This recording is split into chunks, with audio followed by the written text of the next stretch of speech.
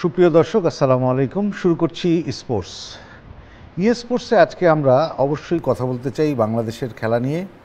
সেই সাথে কিছু অঘটন তো ঘটেছেই, সেগুলো নিয়েও কথা বলতে চাই।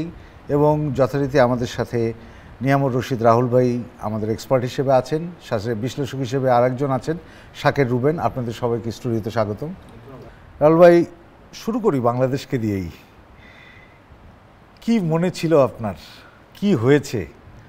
অথবা যদি মনে করি যে বাংলাদেশের ক্রিকেট আপনার জায়গা থেকে আপনার কি মনে হয়? ধন্যবাদ আপনাকে। প্রথমেই বলে রাখি যে বাংলাদেশ স্টার্টটা যে করতে পেরেছে জয় দিয়ে, এটা কিন্তু সবথেকে পজিটিভ ভাইব। এবং আসলে লাস্ট কয়েকটা দিন ধরে বিভিন্ন ধরনের ট্রল বা চাপ বলেন, মিডিয়া বলেন, বা লাস্ট কয়েকটা ম্যাচের পারফরমেন্স বলেন, সব দিক থেকে কিন্তু আত্মবিশ্বাসটা তলানির দিকে চলে গিয়েছিল। এইটা আলটিমেটলি ফিরে পাওয়ার জন্য এই 11 জন প্লেয়ার প্লাস ডাগ আউটে যারা বসে আছে প্লাস ম্যানেজমেন্ট, তাদেরকেই কিন্তু এটা ফিরিয়ে আনার দায়িত্ব। এটা আমরা যতই বাইরের থেকে বলি না কেন, যারাও 22 গজে খেলে তাদের যে কতটুকু রেসপন্সিবিলিটি এবং কতটুকু চাপ বহন করতে হয়, এটা কিন্তু উপলব্ধি একমাত্র ওরাই করে। আমরা যারা ভিউয়ার্স বা যারা খেলা দেখি, তারা শুধু আমরা কমেন্টস এবং আমাদের নিজস্ব মতামত দিতে পারি। তো being a former cricketer, definitely তাদেরকে কংগ্রাচুলেশন জানাই। বিভিন্ন চাপ উপেক্ষা করে আত্মবিশ্বাসটাকে কিছুটা হলেও ফিরে পেয়েছে, বিকজ তাদের দেওয়ালে পিঠ থেকে গিয়েছিল এবং তারা খুব ভালো করেই জানে যে এই ম্যাচটা ডু অর ডাই ম্যাচ, এবং এই ম্যাচটার উপরে কিন্তু পরবর্তীর ম্যাচগুলো এবং আত্মবিশ্বাসটাকে আপনার গেইন করার জন্য ম্যাচটা জেতাটা খুবই দরকার ছিল। সহজ ম্যাচটাকে কঠিন করার পিছনেও কিন্তু আলটিমেটলি এটাও আমাদের একটা ব্যর্থতা ছিল। দিন শেষে সবাই কিন্তু দেখবে যে পয়েন্ট তালিকায় বাংলাদেশ 2টো পয়েন্ট পেয়েছে, পয়েন্ট তালিকায় এখন 2য় নম্বরে আছে। সেক্ষেত্রে আমি বলবো যে একটা হার্ডেল পার করা হলো, 3টা হার্ডেল এখনও বাকি আছে, but too tough to achieve. আমরা যদি বিগত লাস্টের কয়েকটা ম্যাচ যদি দেখি ওয়ার্ল্ড কাপের, এবং আপনি যদি দেখেন সাউথ আফ্রিকা এবং নেদারল্যান্ড যেটা আমাদের গ্রুপে আছে, তাদের ম্যাচটাও যদি আপনি খেয়াল করে দেখেন, সেখানে বলতে পারবো যে খুবই টাফ হবে। কে জিতবে বলাটা খুবই কঠিন, কারণ কোন দল শক্তিশালী দলও কিন্তু এখন দেখা যাচ্ছে যে দুর্বল দল, মানে আমি বলছি যে দুর্বল দল বলতে র্যাঙ্কিংয়ের দিক থেকে, নতুন পার্টিসিপেশনের দিক থেকে, কোয়ালিফাইড দিক থেকে, কোয়ালিফাই রাউন্ড খেলে মূল পর্বে এসেছে, তাদের দিক থেকে হলেও এখন কিন্তু বলা যায় না যে কারা জিতবে কারা হারবে। অনেক ভালো টিমও দেখবেন যে সুপার 8-এ হয়তো উঠতে ব্যর্থ হচ্ছে, আবার অনেক আনপ্রেডিক্টেবল টিম যারা হয়তো আমরা কল্পনাও করতে পারি নাই, তারা হয়তো সুপার 8-এ চলে আসতে পারে। So it depends on that day particularly, যে আপনি ওই সময় আপনি কতটুকু ভালো খেলছেন এবং কতটুকু আপনার লাক ফেভার করছে। আমার কাছে মনে হয় যে this is the beauty of T20, তাই না? যে আসলে এখানে কেউ কাউন্টেবল না, ওই পার্টিকুলার ডেতে যে ভালো খেলছে সেই আসলে রেজাল্ট বের করে নিয়ে যাচ্ছে।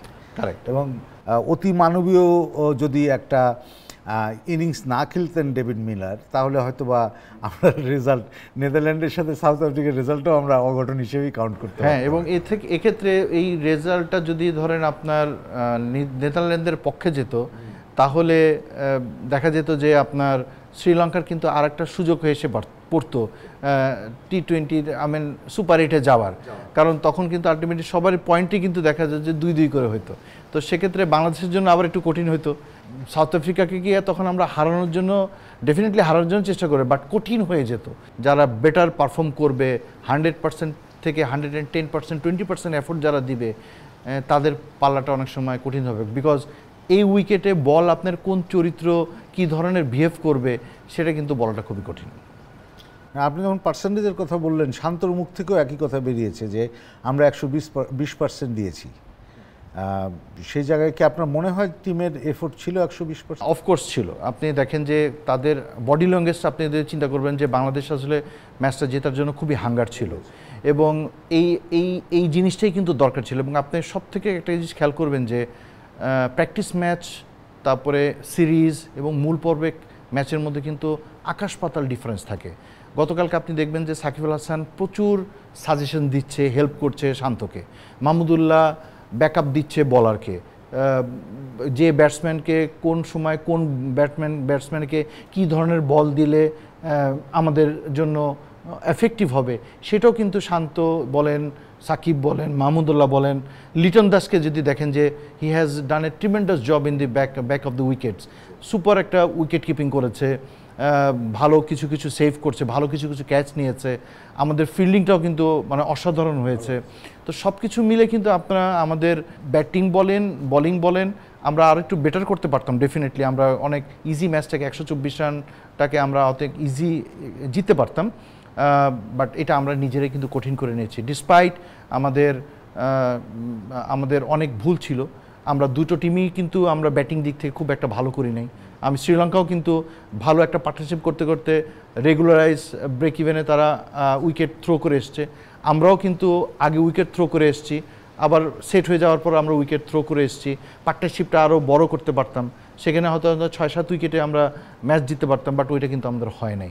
লাস্ট ওভার পর্যন্ত কিন্তু আমরা কনফিউজ ছিলাম যে কি হবে, কারণ ওদের যদি আমরা পরপর 2টা উইকেট নিতে পারি, আমাদেরও কিন্তু সেরকম পরপর 2টা উইকেটে গিয়েছে। সো থ্যাঙ্কস টু অলমাইটি আল্লাহ যে অ্যাটলিস্ট আমাদের দোয়াটা কাজে লাগেছে। আমি রুবেনের কাছে আসলে যেতে চাই, আপনি তো আসলে খেলা নিয়ে বিশ্লেষণ করবেন, বাট আমার একটা অন্য জায়গায় একটা প্রশ্ন আপনার কাছে। আমরা আবার সেই মাহমুদুল্লাহর উপরেই ডিপেন্ড করলাম, সেই মাহমুদুল্লাহ আমাদেরকে টিম জিতিয়ে নিয়ে আসলো। সোশ্যাল মিডিয়াতে ভাইরাল মাহমুদুল্লাহ এবং আমাদের হাথুরুর সিংয়ের ছবি, এই জায়গাটায় আপনার মতামত কি? এই হাথুরুর সিংয়ের কারণেই কিন্তু মাহমুদুল্লাহ টিম থেকে বাদ প্রায় পড়ে গিয়েছিল, এরকম একটা অবস্থা তৈরি হয়েছিল। ইভেন 2023 সালের ওয়ানডে ওয়ার্ল্ড কাপের আগে মাহমুদুল্লাহ রিয়াদ দলে থাকবে কি থাকবে না একটা ডাউট ছিল। ইভেন 2022 সালে আপনার এই হাথুরুর সিংয়ের কারণেই কিন্তু মাহমুদুল্লাহকে দল থেকে বের হয়ে যেতে হয়েছিল। তারপর সেই মাহমুদুল্লাহ কিন্তু পারফর্ম করেই কিন্তু দলে ফিরে এসেছে এবং তার যোগ্যতাটা 2023 সালের ওয়ানডে ওয়ার্ল্ড কাপে বাংলাদেশের মধ্যে হাইয়েস্ট স্কোরার মাহমুদুল্লাহ রিয়াদ। শ্রীলঙ্কার বিপক্ষে ম্যাচটাতে মাহমুদুল্লাহ শেষের 6টা মেরেই কিন্তু মোটামুটি নির্ভর করে দিয়েছে যে we are going to win, confident win. Rahul ভাই, আমাকে যদি আপনি একটু দুটো বিষয় আমি একটু আপনাকে দৃষ্টি আকর্ষণ করতে চাই। প্রথমত লিটন দাসের রানে ফেরা, এটা একটা ভালো, আপনি মেনশন করছিলেন যে সে উইকেট কিপিং করেছে খুব ভালো। পাশাপাশি লিটন দাসের রানে ফেরা, এটা আমাদের জন্য আলটিমেটলি বাংলাদেশ দলের জন্য অনেক ভালো। বাট এগেইন সৌম্য সরকার, আপনার মতামত জানতে চাই। Better not to discuss early, মানে আমি বলতে চাই যে লিটন দাসের যে ফর্মে যে ফিরেছে বা রানে ফিরেছে, আমার কাছে আমি এখনই খুব আগে কমেন্টস করতে চাই না। এটা দিস ইজ হিজ জব, এবং এইটা ফেরাটাই কিন্তু, এই রান করাটাই কিন্তু তার স্বাভাবিক, না করাটাই অস্বাভাবিক। এখন স্বাভাবিক হয়ে গেছে হলো সৌম্য সরকারের ক্ষেত্রে, শূন্য মারাটাই তার একটা স্বাভাবিক পর্যায়ে চলে এসছে। কেন যে তাকে বেস্ট 11-এ নামায় এটাও আমি বুঝতে পারি না, বা কেন যে তাকে সিলেকশন করা হয় সেটাও আমি বুঝতে পারি না। বিকজ বোলিং বলেন, ব্যাটিং বলেন, কোনোটাই কিন্তু বাংলাদেশের পক্ষে কিন্তু আলটিমেটলি যাচ্ছে না, মানে বাংলাদেশকে কন্ট্রিবিউট করার জন্য কোনো কিছু যাচ্ছে না। Despite he has a tremendous capability, তার ট্যালেন্টের কোনো রকম অভাব নাই, কোনো কারণে হয়তো লাকটা তার ফেভার করছে না। বাট আমি মনে করি যে ম্যানেজমেন্টকে একটু এই জায়গাটা একটু চিন্তা করা উচিত, বিকজ আমাদের ব্যাকআপ প্লেয়ার আছে। আর একটা জিনিস হলো যে আমি লিটন দাসের ক্ষেত্রে যেটা বলবো, যে লিটন দাসের যে কালকের যে ম্যাচের যদি আপনি একটা মাত্র শট যদি আমাকে বাছাই করতে বলেন, সেটা হলো ব্যাকফুটে একটা 4 মেরেছিল সে। That is the one of the best shots ever on that whole ম্যাচে। আমরা কিন্তু জানি আমাদের এক একটা প্লেয়ারের ক্যাপাবিলিটি সম্পর্কে কিন্তু আমরা কোনো সন্দেহ নেই, বাট সামহাও কি কারণে কেন যে তারা ক্লিক করতে পারে না। সৌম্যর ব্যাপারটাতে আমার কাছে মনে হয় যে সৌম্যর গ্রিপিংয়ের সমস্যা আছে। দ্বিতীয় ঘটনা, যখন সৌম্য খেলে, আমি লাস্ট ওর ইনিংসের কথা মনে আছে আমার, 85 রানের একটা ইনিংস খেললো, দেখার মতো একটা ইনিংস। হ্যাঁ, সৌম্য যখন খেলে তখন মনে হয় না যে বল বা রান বাড়ছে। হ্যাঁ, তো আমার মনে হয় না যে, আপনার মনে আছে কিনা, সচিন টেন্ডুলকারের কিন্তু একবার এরকম সমস্যা হয়েছিল, তখনও কিন্তু সচিন টেন্ডুলকারের এই গ্রিপিং নিয়ে সমস্যা ছিল। পরে উনি এটা ঠিকঠাক করেছেন, উনি ওনার পুরনো কোচের কাছে গিয়েছিলেন, গিয়ে ঠিকঠাক করে এসছেন। ফুটওয়ার্ক একটা বড় সমস্যা কিনা, কারণ এই ধরনের পিচে আসলে ফুটওয়ার্ক খুব ইম্পর্টেন্ট, কারণ বল এমনভাবে যাচ্ছে বোঝা যায় না বলের গতি কোন দিকে যাচ্ছে, বলের সুইং বোঝা যায় না। ট্রাকের কিছু বল দেখলাম, হ্যাঁ, একবার ঢুকছে আবার বেরিয়ে যাচ্ছে, একবার ঢুকছে আবার বেরিয়ে যাচ্ছে, একই বল 2-3 রকমের আচরণ করলে তো আসলে ব্যাটসম্যানের জন্য খেলা খুব মুশকিল। সেখানে আমার মনে হয় যে পা নিয়ে খেলাটা বা গ্রিপিংটা ঠিক হলে আমার মনে হয় যে সেখানে বেটার কিছু আউটপুট পাওয়া যেতে পারে। এটা আসলে টেকনিক্যাল পয়েন্ট অফ ভিউ। এটা প্র্যাকটিস করতে গেলে আপনাকে একটু সময় লাগে, আপনি রাতারাতি এটা করতে পারবেন না, ফাইন্ড আউট করা যায়, ভিডিও ফুটেজ দেখা হয়। সবথেকে বড় কথা, প্র্যাকটিসটা আপনি করবেনটা কখন, কারণ ইন্ডিয়াদের বা অস্ট্রেলিয়া বা ইংল্যান্ডের এদের প্রসেসটা অন্যরকম, যে প্রসেসটা আমাদের এখানে নাই, বাট আমরা একটু ইচ্ছা করলে করতে পারি। যে গ্যাপটা আছে, যেমন ধরেন আমাদের যারা আমাদের পাইপলাইন যেটা বলি আর কি, যেটা তো ওয়েট করছে, বাট তারা কি ধরনের প্র্যাকটিস করছে। যেমন একটা বড় একাডেমি থাকলে সেই একাডেমিতে শিডিউল করা থাকে, সেই শিডিউল অনুযায়ী ওদের সেট করা থাকে। সেরকম কোচেরও কিন্তু ইন্ডিভিজুয়াল কোচ থাকে, যে সচিন টেন্ডুলকারের জন্য এই কোচ এতটার সময় এত দিনের জন্য তাদের এই প্র্যাকটিস করতে হবে, বিকজ একাডেমিটা করাই হয়েছে কিন্তু ওইটার জন্যই, সো দ্যাট তারা যাতে করে ওই গেইনটা করতে পারে এবং ফর্মে ফিরে আসতে পারে। আমাদের কিন্তু আসলে এখন ওরকম সুবিধা আছে, বাট ফিক্সড কোনো কিছু নাই যে এইটা আমাদের ওই একাডেমিতে আমরা ওইভাবে প্র্যাকটিস করছি কি না। তাহলে তো আলটিমেটলি মাহমুদুল্লাহর যে বাদটা পড়েছিল, তার ইন্ডিভিজুয়াল প্র্যাকটিস করে তো ফিরে আসার কথাটা না, তাকে নিয়ে ওয়ার্কআউট করাটা কিন্তু উচিত ছিল আমাদের। সেই একাডেমির সেরকম যদি আমাদের সেট আপ থাকতো, সেটা করা উচিত ছিল। বাট আপনাকে তো ওই সুযোগটা, ওই সময়টুকু এক একটা ইন্ডিভিজুয়াল প্লেয়ারের ক্ষেত্রে হয়। আমাদের ফাস্ট বলের পাইপলাইনটা কেন বেড়েছে, বিকজ ফাস্ট বলারদের ক্ষেত্রে কিন্তু আলাদা যত্ন নেওয়া হয়েছিল। সেক্ষেত্রে জাকির ছিল, সালাউদ্দিন ভাই ছিল, ফাস্ট বলারদের কিন্তু এখন আমরা ম্যাচ, ওদেরকে দিয়ে কিন্তু আমরা এখন ম্যাচ জেতার পরিকল্পনা করতে পারছি। আগে কিন্তু এটা 4-5 বছর আগে কিন্তু এটা আমাদের হতো না। তো সেক্ষেত্রে এই ব্যাটসম্যানদের নিয়ে কাজ করাটাও কিন্তু আমাদের ইন্ডিভিজুয়াল অনেকটা ব্যাপার। মোমিনুলের অনেক সময় প্রবলেম ছিল, রানে ছিল না, বাট এটা নিয়ে তারা কাজ করেছে। সো আমাদের দেশেও কিন্তু অনেক ভালো ভালো দেশীয় কোচ আছে, তারা কিন্তু লেভেল 2 লেভেল 3 করা, তারাও কিন্তু পরীক্ষিত, তারাও কিন্তু বিপিএলে অনেক টিমকে জিতাচ্ছে। এদেরকে নিয়ে আসলে সব রকম আমাদের ইচ্ছাটা কি সেটা আমাদের চিন্তা করতে হবে, যে ওয়েদার বাংলাদেশ টিম কি কখনো কোনো সময় আমরা চ্যাম্পিয়ন বা ওয়ার্ল্ড কাপ জেতার মতন আমাদের পরিকল্পনা আছে কি না। এই পরিকল্পনাটা যদি আমাদের ধারণ করতে হবে, আসলে ভিতরে ধারণ করতে হবে। আমরা শুধু মুখে বললে হবে না, ওটা আমাদের ভিতরের থেকে কাজ করতে হবে এবং ওটা এক্সিকিউশনটাও করতে হবে। আমাদের সব রকম ক্যাপাবিলিটি আছে, বাট আমাদের ওই এক্সিকিউশনটা হয় না, অ্যাপ্লিকেশনটা হয় না প্রপার টাইম প্রপার প্লেসে। হয়তো যখন হয় ততদিনে কিন্তু আমরা অনেক পিছিয়ে যাই। ওই অতদিনে যতদিন আমরা পিছিয়ে যাচ্ছি, অন্য নেশন কিন্তু ঠিক ওইভাবে এগিয়ে যাচ্ছে। এই গ্যাপটা কিন্তু আমাদের পরপর এমনভাবে আমরা শুরু হচ্ছে যে আমরা এখন চিন্তা করতে হয় যে টি-20টা আমরা 13-14 বছর পরে টি-20 দ্বারা কেন আমরা করতে পারি না। বাট এই কারণেই আমরা করতে পারি না, বিকজ আমাদের অনেক গ্যাপ। এই গ্যাপটা পূরণ করতে গেলে আমাদের আসলে অনেক কিছু পরিবর্তন, অনেক কিছু পরিবর্তন আসতে হবে। আমরা ম্যাচে ফিরি। যদি আমাদেরকে রুবেন, আপনি আমাদেরকে বলেন যে আপনার কি মনে হয় পরপর 3টা 6 মারার পরে তৌহিদ হৃদয়ের ওই এলবিডব্লিউ অ্যাকসেপ্টেড এই অর্থে আমি বলবো যে তৌহিদ হৃদয়ের টাইমিংটা বেশ ভালো হচ্ছিল। ওইখানে আপনার তারপরে যে অ্যানালিসিসটা হয়েছে, হাসান আঙ্গার বলেই কিন্তু তৌহিদ হৃদয় টানা 3টা 6 মেরেছে। যে বল পজিশন, বল যেখানে পিচ করছিল 3টা বলই কিন্তু একই জায়গায় পিচ করেছে, এবং সেইখানে আপনার তৌহিদ হৃদয় এবং এই একই জায়গায় পিচ করার কারণে মানে ব্যাটে ভালোভাবে এসেছে এবং 3টাই কিন্তু 6 হয়েছে। কিন্তু 4th বলটা হাসান আগা তখন বুদ্ধি করে একেবারে স্ট্যাম্প টু স্ট্যাম্প করেছে, তখন তৌহিদ হৃদয় কিন্তু লাইনটা মিস করেছে। এবং এই কারণেই আমি জাজমেন্ট বলবো যে তৌহিদ হৃদয় তখন 6 মারার একটা ফ্লোতে ছিল, এ কারণে সে কিন্তু 4th বলটাতে গিয়ে বলার লাইনটা মিস করেছে এবং এলবিডব্লিউ হয়েছে। কিন্তু আদতে তৌহিদ হৃদয় ওই 3টা 6ই কিন্তু আমাদের জন্য বেশ ভালো হয়েছে, কারণ চাপটা বেশ কমে গেছে তখন। কিন্তু বোলারের বুদ্ধির কাছে এখানে তৌহিদ হৃদয় হেরেছে, এটাই আমি বলবো। তাহলে কি আপনি মেনে নিচ্ছেন আমরা সারা জীবন বুদ্ধির ঘাটতিতেই থাকবো? না, এটা ঠিক বুদ্ধির ঘাটতি ওভাবে না। তাহলে একটা ব্যাটসম্যান পরপর 3টা 6 মারার পরে তার কনসিস্টেন্সি কই? এটা বলবো আমি অভিজ্ঞতার কারণে, এটা বলবো আমি অভিজ্ঞতার অভাব। তৌহিদ হৃদয় ইন্টারন্যাশনাল সার্কিটে আরও খেললে নিজেকে আরও যখন পরিপক্ক করতে পারবে, তখন সে একজন মানে বোলারকে যত দ্রুত রিড করতে পারবে তত দ্রুতই কিন্তু ব্যাটসম্যান ভালো খেলে, এটা সবসময় হয়ে থাকে। ওর অভিজ্ঞতা হলে ও এই জায়গাটাতে আরও ভালো করবে। সেই অভিজ্ঞতা তো 5টা 7টা 10টা ম্যাচ খেললেও হয়। এই জায়গাটায় অভিজ্ঞতার থেকে আমার কাছে যেটা মনে হয় সেটা হচ্ছে যে নিজের ধৈর্য ধরা, অধৈর্য না হওয়া। This is cricket. খেলার মাঠে পরপর 3টা 6 মারছে, আমি তো 6 বলে 6টা ছক্কা মারবো না, আমি 3টা মেরেছি, 4 নম্বর বলটা 6 মারতে হবে, নট নেসেসারি। তো ও বলের ফ্লাইটটা মিস করলো, কারণটা হচ্ছে যে ওর মুভমেন্ট ছিল না ওইখানে, ওর বডি কিন্তু ঠিকমতো মুভ করেনি, যে কারণে সে ফ্লাইটটা মিস করলো, বলটা গিয়ে তার পায়ে লাগলো। আমার কাছে মনে হয় যে এই জায়গাগুলো রাহুল ভাই যে জায়গাগুলো পয়েন্ট আউট করছিলেন, সেই জায়গাগুলোর মধ্যে এটাও একটা ঠিক করার জায়গা যে আসলে আমি কোন বল খেলবো কোন বল খেলবো না। এটাই তো, অভিজ্ঞতা যত হবে তত সে আসলে দ্রুত জাজ করতে পারবে, তত তার জাজমেন্টাল ক্ষমতাটাও বাড়বে।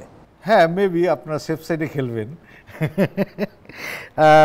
যদি আমি আপনাকে জিজ্ঞাসা করি যে শান্তর ব্যাপারে যদি আপনি বলেন যে শান্তর বোলিং চেঞ্জ বা এই টোটাল এনভায়রনমেন্টের সাথে নিজের বডি ল্যাঙ্গুয়েজ বলি, তার মুভমেন্ট বলি বা ফিল্ড সাজানো বলি, সেইটার ব্যাপারে যদি আমাদেরকে কিছু বলেন। প্রথমে আমি বলবো যে শান্তর ব্যাটিংটা, শান্ত এমনিতেই একটু ব্যাট প্যাচে আছে, যেটা সে কাটাতে চেষ্টা করছে কিন্তু পারছে না আসলে।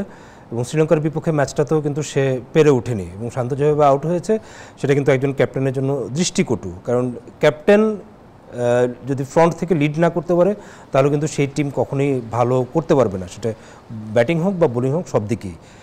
তারপরেও শান্ত বোলিং চেঞ্জের দিকে গিয়ে, মানে ক্যাপ্টেন্সি যখন মাঠে প্রভাব ফেলার সময়টা এসেছে, তখন কিন্তু শান্ত খুব ভালো করেছে। কারণ শান্তর সঙ্গে তখন সিনিয়র হিসেবে সাকিব এবং মাহমুদুল্লাহ রিয়াদ, রাহুল ভাই যেটা শুরুর দিকে বলেছিল, ওই দুজনের সাপোর্ট কিন্তু শান্ত খুব ভালো পেয়েছে। এবং মুস্তাফিজের ভূমিকাও কিন্তু খুব ভালো এসেছে, কারণ মুস্তাফিজ লাস্ট IPL খেলে এসেছে এবং ওই মুস্তাফিজের কাছ থেকেও কিন্তু হিন্টসগুলো পেয়েছে যে কোন ব্যাটারকে কিভাবে বল করলে সেই ব্যাটার বিট হবে। This is very positive. আমি মনে করি তার মানে এটা হচ্ছে একটা টিম এফোর্ট, তাই না? এটা ভেরি পজিটিভ জায়গা যে আমাদের টিমের সবাই মিলে চেষ্টা করেই না আমরা একটা ভালো রেজাল্ট। এবং আপনি একটা জিনিস খেয়াল করবেন যে বাংলাদেশ শ্রীলঙ্কা ম্যাচের আগে শান্ত প্রেস কনফারেন্সে যখন এসেছিল, তখন শান্ত যে উত্তরগুলো দিয়েছে সেই উত্তরগুলো খুব পজিটিভ ছিল, এবং সবাইকে সে রিকোয়েস্ট করেছে যে আপনারা ওয়েট করেন, দোয়া করেন, যে দেখেন আমরা আসলে ক্লিক করতে পারি কিনা, হয়তো ক্লিক করলে সব কিছু হয়ে যাবে। এবং এটা নিয়ে পরে সামাজিক যোগাযোগ মাধ্যমে বেশ একটা আলোচনা ছড়িয়েছে যে আসলে বাংলাদেশ টিম কি করতে চাচ্ছে।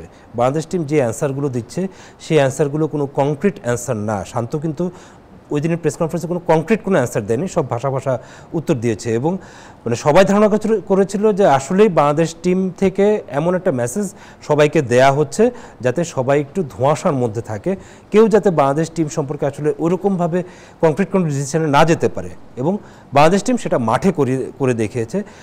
হয়তো ম্যাচটা বেশি টাইট করে ফেলেছিল, এটা আর একটু ইজিলি জিততে পারলে আর একটু ভালো হতো, বাংলাদেশ টিমের জন্য আত্মবিশ্বাসটা আরও বেশি ভালো থাকতো। তারপরে জিতেছে, এটাই হ্যাপি। এইখানেই আমরা খুশি। হ্যাঁ রাহুল ভাই, আমার একটা ইস্যু আছে, মানে ইস্যু ঠিক না, প্রশ্নও আছে। সেটা হচ্ছে যে রিশাদের ইনভলভমেন্ট এই টিমে আপনার কি মনে হয় যে এই যে একটা লেগ স্পিনার, আমরা এর আগে বিভিন্ন অনুষ্ঠানে একজন লেগ স্পিনারের খুব ক্রাইসিস বলছিলাম বাংলাদেশ টিমে, এটার একটা রিফ্লেকশন এবার আমরা দেখলাম যে রিশাদের অন্তর্ভুক্তি অবশ্যই একটা ভালো দিক, এবং সে ভালো বল করেছে। একটা বাচ্চা ছেলেই বলবো যে 21 বছরের একটা ছেলে, সে এরকম ভালো বল করেছে। হয়তো রিজন অন্য কিছুও থাকবে, কারণ এক পাশের বলার যখন উইকেট পায় না, ওই পাশের বলার যখন উইকেট পায়, তখন আসলে এই বলারেরও কন্ট্রিবিউশন থাকে যে তার ভালো বোলিংয়ের কারণে ওই চাপটা সামাল দেওয়া। তো মুস্তাফিজও ভালো বল করেছে, পাশাপাশি রিশাদও ভালো বল করেছে, এবং রিশাদ উইকেট পেয়েছে 3টা।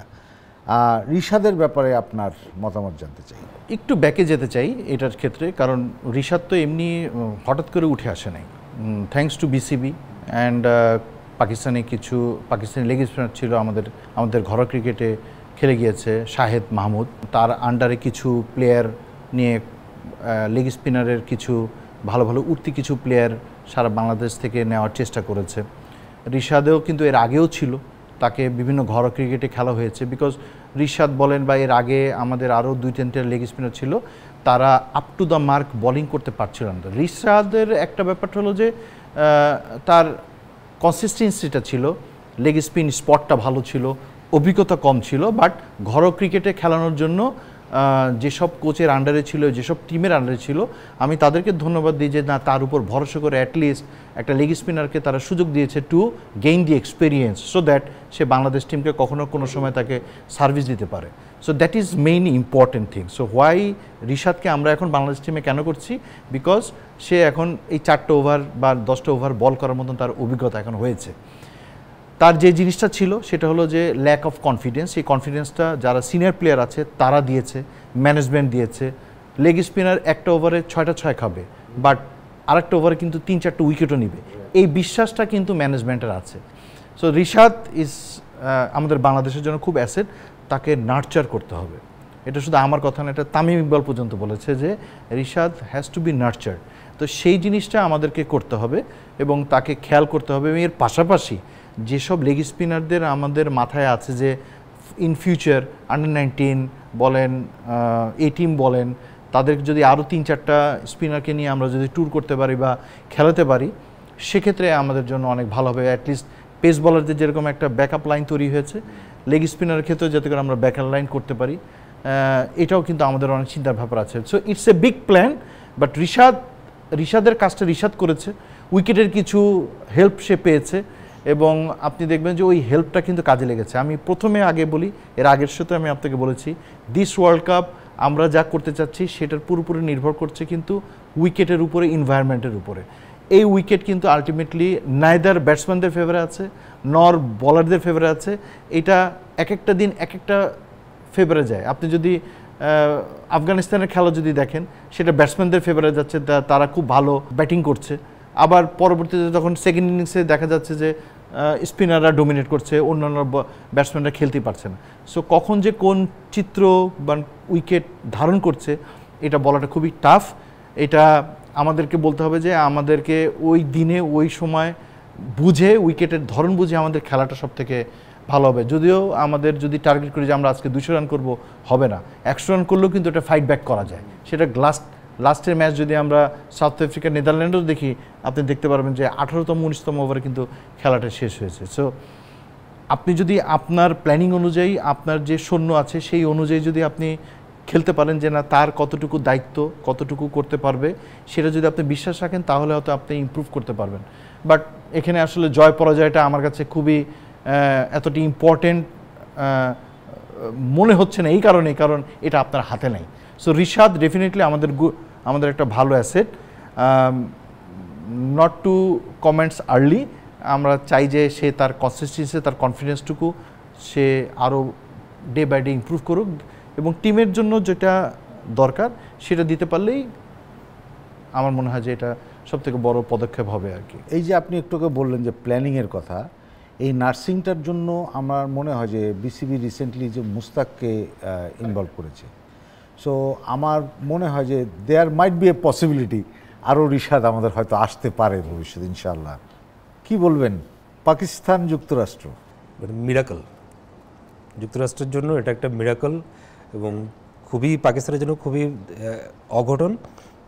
যুক্তরাষ্ট্র যেভাবে রানটা চেঞ্জ করেছে এবং সুপার ওভারে গিয়ে জিতেছে, আমি বলবো যে যুক্তরাষ্ট্র দেখিয়ে দিয়েছে আয়োজক হিসেবে তারা কোয়ালিফাই করে খেললো, তাদের যে ক্যাপাবিলিটি আছে। হয়তো অনেক দেশের ক্রিকেটার যুক্তরাষ্ট্রের এই টিমটাতে আছে, কিন্তু তারা যে এখন একটা টিম হিসেবে খেলছে এটা যুক্তরাষ্ট্র প্রমাণ করেছে। কারণ সুপার ওভারে গিয়ে মোহাম্মদ আমিরের মতো একজন অভিজ্ঞ বোলারের এগেনস্টে আপনার 18 রান করা, তারপরে আবার সেটাকে ডিফেন্ড করে রাখা, এটা যুক্তরাষ্ট্রের মতো একটা টিমের কাছ থেকে আসাটা আসলেই মানে অকল্পনীয় ছিল। Why you are calling it miracle?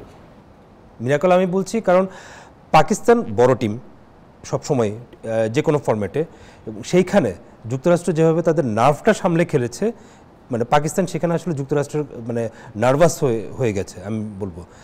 সেই কারণেই আমি বলবো যে এটা মিরাকেল, কারণ যুক্তরাষ্ট্র বেটার টিম ছিল ওই দিন পাকিস্তানের চেয়ে। এটা আসলে আনএক্সপেক্টেড, টোটালি আনএক্সপেক্টেড যুক্তরাষ্ট্র এবং পাকিস্তানের এই ম্যাচের ঘটনাটা। আমার কাছে কিন্তু আনএক্সপেক্টেড মনে হয়নি। এটা পয়েন্ট অফ ভিউ ডিফারেন্ট হতেই পারে, হ্যাঁ, মনে হয়নি এই কারণে। সেই ক্ষেত্রে আপনার কানাডা এবং আয়ারল্যান্ড ম্যাচ যেটা হয়েছে, Ireland test playing nation, Canada যেভাবে খেলেছে, মানে বোথ যুক্তরাষ্ট্র এবং কানাডা দুই টিমই কিন্তু আপনার তাদের ম্যাচগুলোতে অপোজিশনের উপর ডোমিনেট করে খেলেছে। এবং মানে তাদের তো পাকিস্তান টিমে যারা খেলেছে তাদের অভিজ্ঞতা প্রচুর, ইভেন আয়ারল্যান্ড টিমে তাদের অভিজ্ঞতা কম হলেও তারা টেস্ট প্লেইং নেশন, এবং সেই অভিজ্ঞতাকে কিন্তু তারা যুক্তরাষ্ট্র এবং কানাডার প্লেয়াররা তাদের অপোনেন্টকে বিট করতে পেরেছে। আমার কাছে মনে হয়েছে পাকিস্তান ম্যাচটা হেরেছে, পাকিস্তানকে যুক্তরাষ্ট্র হারায়নি। ফিল্ডিং সেট আপ আপনি যদি দেখেন, যখন আমার 5 রান লাগে তখন আমার সব ফিল্ডার ভিতরে, আমার তো একটা 4 হলেই খেলাটা টাই হয়, তাহলে আমি কেন ফিল্ডারদেরকে ফিল্ডে রাখলাম না, বাউন্ডারি লাইনে রাখলাম না? সিম্পল একটা ইকুয়েশন। এরা লাস্ট বল আমাকে তো মারবেই, যার পর না হয় 4 অথবা 6। সো আমার ফিল্ডিং কোথায় থাকা দরকার? রাহুল ভাই ভালো বলতে পারবেন, আপনারা 22 গজে খেলেন। এছাড়াও চাপটা তো আসলে পাকিস্তানের না, কারণ পাকিস্তান খেলাটা জিতবে। যুক্তরাষ্ট্রেরও চাপ না, কারণ ওরা জায়ান্ট, ওরা জিতলে কি আর হারলে কি, তাই না? বিষয়টা পাকিস্তান গেমটা আসলে রিড করতে না পেরে পাকিস্তান গেমটা হেরেছে আমি মনে করি। পাকিস্তান শেষের দিকে এসে চাপে পড়ে গেছে এবং সেই চাপটার পরে শেষ পর্যন্ত একদম সুপার ওভারের লাস্ট বল পর্যন্ত সামলাতে পারেনি। আমার কাছে মনে হয় যুক্তরাষ্ট্র এক্সট্রা অর্ডিনারি কিছু খেলেছে, যা স্বাভাবিক খেলা তাই কিন্তু তারা খেলেছে। এখানে চাপে পড়লেও আপনার সুপার ওভারের ডিসিশনটা আমি বলি, যখন টাই হলো ম্যাচটা, তারপরে সুপার ওভারে কে বল করবে সেটা তো শুধু বাবর আজম ডিসিশন নেয়নি বা গ্যারি কাস্টন একা ডিসিশন নেয়নি, সেখানে তো পুরো টিম ম্যানেজমেন্টই ডিসিশন নিয়েছে যে সুপার ওভারে পাকিস্তানের কে বোলিং করবে আর ব্যাটিংয়ে কারা কারা যাবে। সবাই তো একসাথে নার্ভাস হয়ে যাওয়া বা হিসাব মিলাতে না পারার মতো থাকার কথা না, তাই না? সুতরাং ডিসিশন হয়েছে সেটাই স্বাভাবিক। হ্যাঁ, ক্রিকেটে তো সেটাই স্বাভাবিক। আসলে টসে জিতলে কে ব্যাট করবে আর কে বল করবে, ক্যাপ্টেন যে ডিসিশন দেয় সেটা তো আসলে ব্যাক এন্ডের ডিসিশন, তাই না? বিষয়টা না, আমার কাছে যেটা মনে হয় সেটা হচ্ছে যে পাকিস্তান যাই করেছে না কেন, আমার কাছে ওই দিনের পার্টিকুলার ডের পাকিস্তানের গেম প্ল্যানিং, পাকিস্তানের অন্যান্য যা কিছুই বলেন না কেন, প্রত্যেকটাতে আমার কাছে মনে হয়েছে পাকিস্তান আসলে হেরেছে, পাকিস্তানকে হারায় নাই। না তাই বলে যুক্তরাষ্ট্রের ক্ষমতাটাকে আমি ওখানে কোনো ক্ষমতা দেখি নাই, কারণ আমার কাছে মনে হয় নাই জোন্স একটা ব্যাটসম্যান ভালো একটা জায়গায় দাঁড়ায় খেলছে, আমার কোনো গেম প্ল্যান নাই আমি তাকে কিভাবে আউট করব। আমি দেখে যাচ্ছি সে যখন আমার 12 রান লাগে তখন সে 6 মারলো একটা, তারপরেও আমি প্রিকশন নিলাম না। আমার পয়েন্টটা ওই জায়গাটা যে আমি একটু আগে রাহুল ভাই বলছিলেন যে বডি ল্যাঙ্গুয়েজ, তো সেই বডি ল্যাঙ্গুয়েজটা কেন ছিল না পাকিস্তানের? আমার কাছে মনে হয় না পাকিস্তান জেতার জন্য খেলছে। পাকিস্তান একটা পাকিস্তান টিম, আনপ্রেডিক্টেবল, সারা পৃথিবীতে পাকিস্তানের অনেক অনেক অনেক সুনাম, কিন্তু ওই দিনের পার্টিকুলার ডেতে যুক্তরাষ্ট্র ভালো খেলে জিতেছে আমি সেটাও বলতে চাই না। আমার কাছে মনেই হয়েছে যে পাকিস্তান হেরেছে। আই এম সরি, আমি আপনার সাথে একমত হতে পারলাম না, কিন্তু আমার কাছে সেটা মনে হয়েছে। রাহুল ভাই, যদি আপনি অঘটনের কথা বলেন, এই বিশ্বকাপে সবথেকে বড় অঘটন কি মনে হয়? পাকিস্তান আর ইউএসের ম্যাচটাকেই আমি সবথেকে বড় মনে করব আর কি অঘটন। এর মধ্যে তো আর অন্য কোনো তেমন কোনো কিছু আমি দেখছি না, বিকজ এটা একটা ভালো কাউন্টার পার্ট দিয়েছে ইউএসএ পাকিস্তানকে। যেটা আপনি বলছিলেন বা সাকির বলছিলেন যে ডিসকাশন পয়েন্টটা ছিল সেটা হলো যে পাকিস্তান এখানে কিন্তু একটা ম্যাচ হারেনি, এখানে 2টো ম্যাচ হেরেছে। প্রথমে টি20 ম্যাচে হেরেছে, প্লাস সুপার ওভারেও হেরেছে। বাবর আজমের ডিসিশনটাকে বাবর আজম নিজেই ডিসিশন দিয়েছে কিনা বা কোচ দিয়েছে কিনা বা অন্যরা টিম প্লেয়াররা মিলে দিয়েছে কিনা, এখানে একটা গ্যাপ আছে, বিরাট গ্যাপ আছে এবং আমরা সেটা টেলিভিশনে দেখতে পেরেছি। হ্যাঁ, এবং এই গ্যাপটার পিছনে ডেফিনেটলি নেতৃত্বের অভাব। এখানে ওয়ান ম্যান শো যে জিনিসটা আছে সেই জিনিসটা কিন্তু কখনো হয়নি। ক্রিকেটে ক্যাপ্টেনের ভিউটা থাকবে ডেফিনেটলি, এখন কোচের কমেন্টসটা নেওয়া হয়, বাট আপনি যদি সবার মতামত নেন, সবার মতামত আপনি এক হবে না। This is the main point আমার কাছে মনে হয়েছে যে পাকিস্তান লুজ দি ম্যাচ। এবং আজকে যে ম্যাচ যেটা হবে এটাতে পাকিস্তান হলে কিন্তু দে আর দি আউট অফ দ্য টিম। আমি আগে আপনাকে বলেছিলাম যে সুপার 8-এ এমন কিছু প্লেয়ার, এমন কিছু টিম বাদ পড়ে যাবে যেটা আপনার কল্পনা করতে পারেন না। সো পাকিস্তান আজকে কি করবে ইন্ডিয়ার সাথে সেটা আমি জানি না, বাট আজকে হয়তো একটা ভালো ম্যাচ আমরা দেখতে পারবো। রাইট, আপনি যদি বলেন আমাদেরকে আফগানিস্তান 84 রানে নিউজিল্যান্ডকে পরাজিত করে। আমি বলছি না যে এটা আপসেট, বাট নিউজিল্যান্ডের মতো একটা টিম আফগানিস্তানের মানে ওপেনিং জুটি 100 রানের, তাই না? তো বিশ্বকাপে এখন পর্যন্ত কেউ করতে পারেনি আর কি। তো সেই জায়গার থেকে আপনার কি মনে হয় যে নিউজিল্যান্ডের বোলিংয়ে পরিবর্তন আসা দরকার? ফার্গুসন তো ভালোই বল করেছে, আমি দেখলাম সান্টনারও ভালো বল করেছে।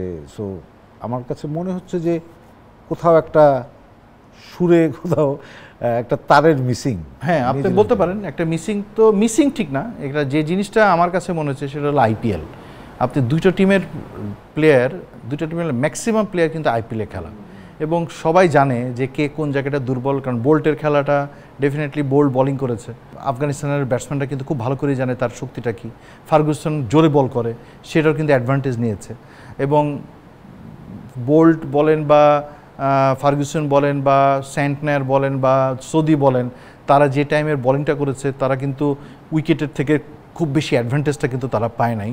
পরে যখন 189-এর টার্গেটে যখন আপনি গেলেন, তারা ডেফিনেটলি আউটলেট ক্রিকেটটা খেলবে।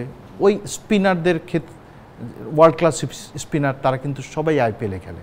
সো ম্যাক্সিমাম প্লেয়ার কেন উইলিয়ামস সহ তারা কিন্তু আইপিএলে খেলে অভ্যস্ত, তারা জানে। এই জন্যই ওই সুযোগটা কিন্তু কাজে লাগিয়েছে আফগানিস্তান প্লেয়াররা, বিকজ আফগানিস্তানের যে 4 জন স্পিনার আছে তার মধ্যে 3 জন স্পিনাররা খুবই world class. Rashid Khan, captain himself, Mujib, then Nabi, এই 3 জনের বল কিন্তু আলটিমেটলি খেলাটা খুবই tough. Then Farooqi, he is in the good form now, 10টা উইকেট ফেলেছে, সে আর্লি ব্রেক থ্রু দেওয়াতে ডেফিনেটলি আপনার চাপে পড়েছে। সে এখন এই জন্যই আমি আপনাকে বললাম যে উইকেটের চরিত্রটা এখানে আমি 2 প্লেয়ারদের মধ্যে, 2টা দলের মধ্যে আমি উইকেটকে সবসময় এগিয়ে রাখবো, যে সে কখন কোন সময় কোন রূপ ধারণ করবে।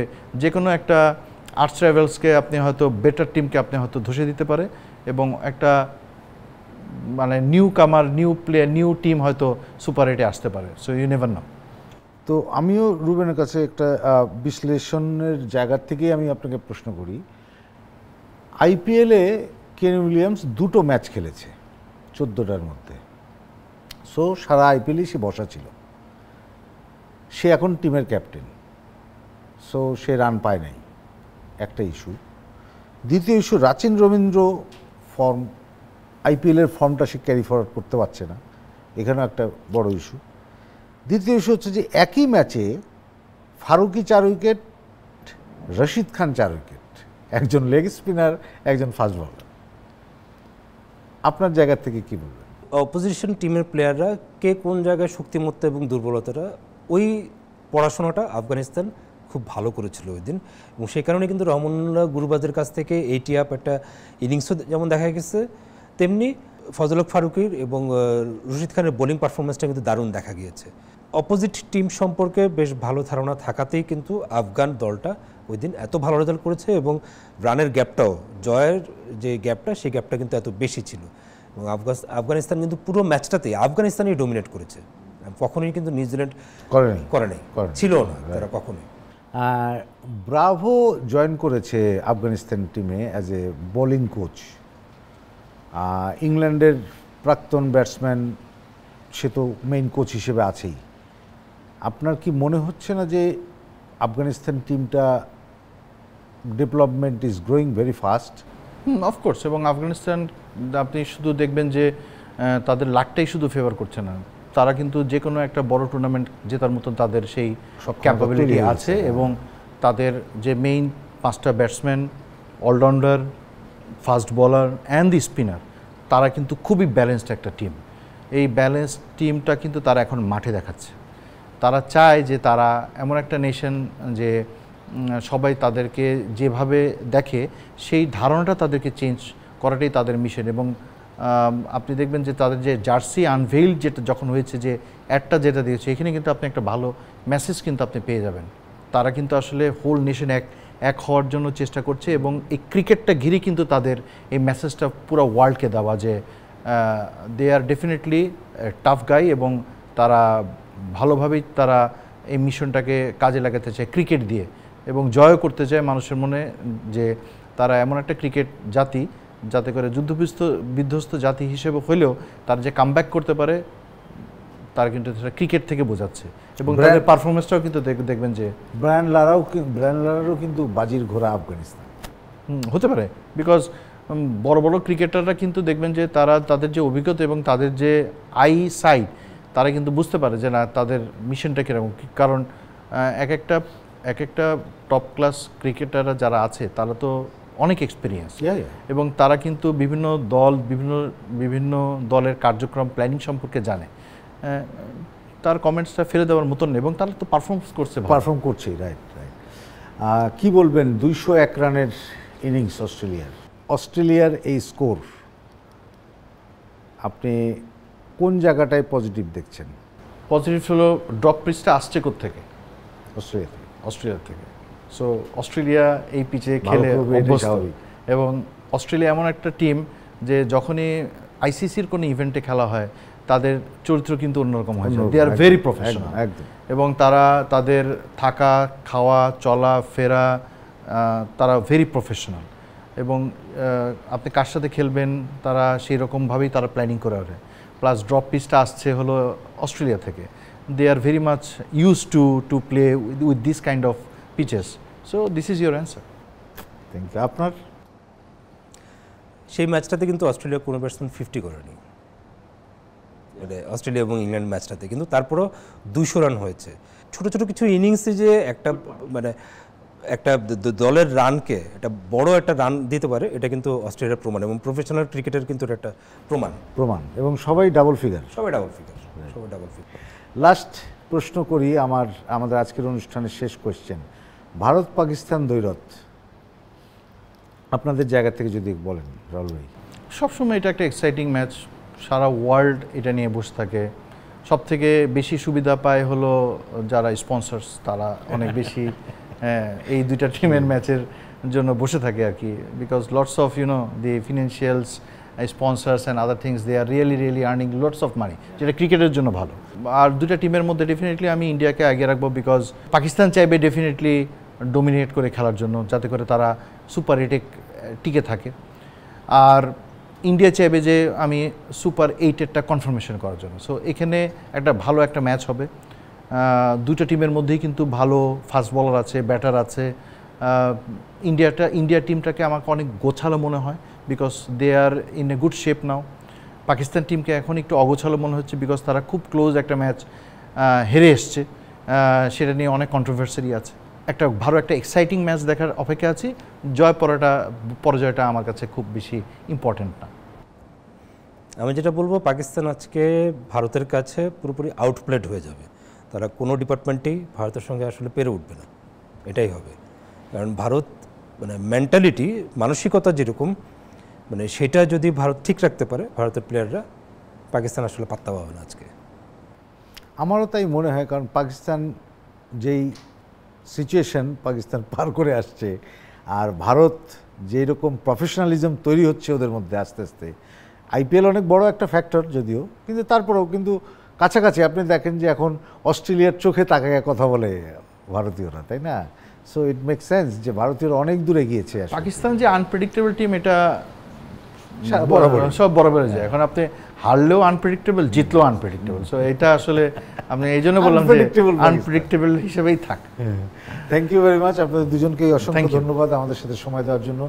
সুপ্রিয় দর্শক মণ্ডলী, আমরা কথা বলছিলাম বিশ্বকাপ নিয়ে, বিশ্বকাপের বিভিন্ন খেলা নিয়ে, এবং আমরা কিছু আপসেট নিয়েও কথা বলেছি, বাংলাদেশ নিয়েও কথা বলেছি। তো সব কিছু মিলে আপনারা নিশ্চয়ই এনজয় করছেন বিশ্বকাপ ক্রিকেট। এবং পাশাপাশি যেটা হচ্ছে সেটা হচ্ছে যে নতুন দলদের উঠে আসা, এবং আমার মনে হয় যে এই দলগুলোর পেছন দিকে যারা কাজ করছে তাদের ব্যাপারগুলো আসলে এখন অনেকটা নজরে আসছে। কোথায় ভালো কোচেস আছে, কারা কি কি সুবিধা নিয়ে আসছে। রাহুল ভাই অনেকবার মেনশন করেছেন এই বিষয়গুলো নিয়ে। রুবেন আমাদেরকে জানিয়েছেন যে কোন জায়গাগুলোতে কাজ করলে হয়তো ভালো হতে পারে। তো আমরা এইগুলো নিয়েও কথা বলতে চাই, পাশাপাশি আমরা ক্রিকেট নিয়েও কথা বলতে চাই, পাশাপাশি আমরা বাংলাদেশের জয়ের দিকেও তাকিয়ে থাকতে চাই। বাংলাদেশের পরের ম্যাচ সাউথ আফ্রিকার সাথে, আশা করি আপনারা সবাই দেখবেন, এবং আমরা সবাই মিলে দোয়া করি যাতে বাংলাদেশ টিমের সাউথ আফ্রিকার সাথে খেলাটাতে বাংলাদেশ টিম জয়ী হয়। আপনাদের সবাইকে ধন্যবাদ। ভালো থাকবেন, সুস্থ থাকবেন, এনিগমার সাথেই থাকবেন।